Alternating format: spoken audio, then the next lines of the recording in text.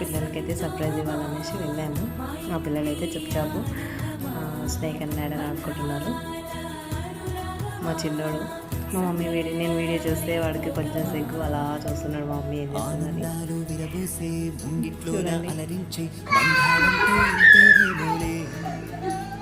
చుట్టూ ఉన్న సందడి చుట్టాలొస్తే సరదాది అంతేలేని సంతోషాలంతే. ఇది కథ కాదు కథ కథ సాగుతున్న జీవితమేగా.